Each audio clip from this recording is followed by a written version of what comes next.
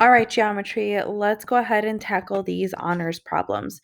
So a boat is tied to a pier by a 25-foot rope. The pier is 15 feet above the boat. If 8 feet of the rope is pulled in, how many feet will the boat move forward? Okay, so here's what we're going to do. So we know that this is 15 feet, and what we're trying to find is how far the boat moved. So what we're going to do is we're going to redraw this diagram out here just a little bigger so that we can write on it and give ourselves a better picture. So we know that we've got a right triangle drawn right here. And we also know that if the boat is, or if the rope is pulled in 8 feet, then there will be 17 feet left. So that means that if the boat moves, this rope right here is going to be 17. Okay, so let's focus in on this first triangle right here. So this first right triangle is actually a triple. We can do Pythagorean theorem in order to help us figure this out. But right off the bat, I know that one of the triples is going to be 8, 15, 17. So that means that the base of this triangle right here, this is 8. Okay.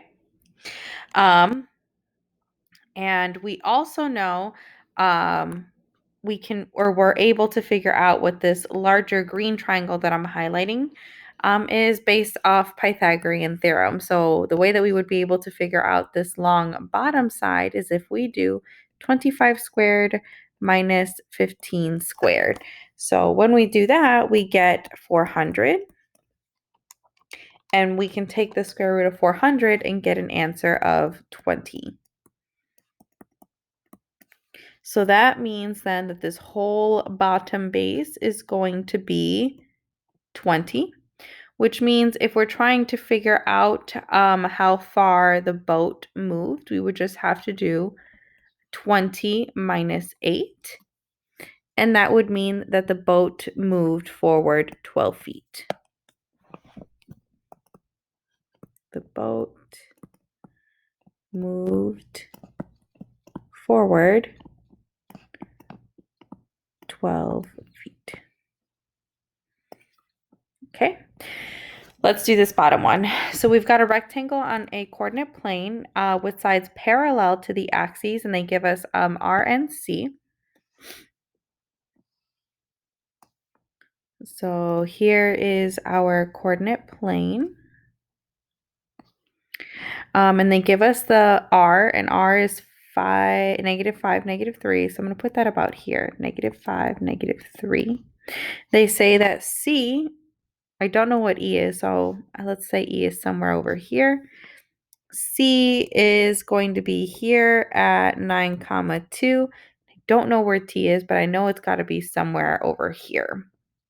Okay, so we know that the sides are parallel to the axes, so let's go ahead and draw in our rectangle.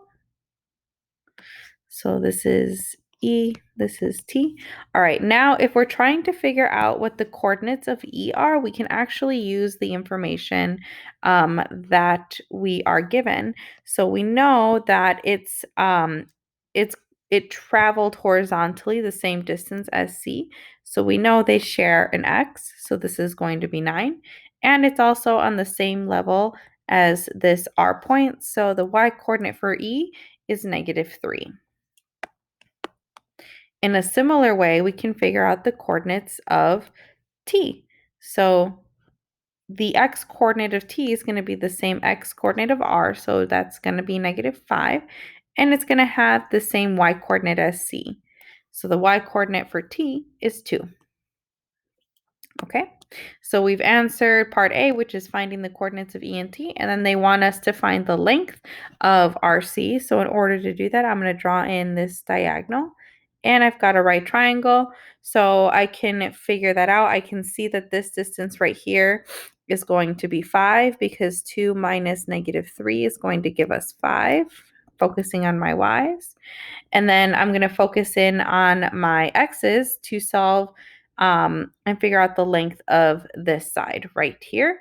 So 5 minus, or 9 minus negative 5, and that's going to give me 14.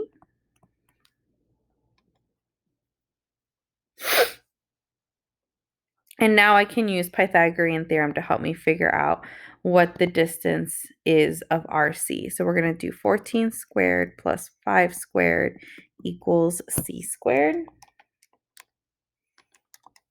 So we get 196 plus 25 equals C squared, which gives us 221 equals C squared. We're going to take the square root of both sides. So the square root of 221 is the length of RC, and we can just leave it like that for now. Thanks for watching.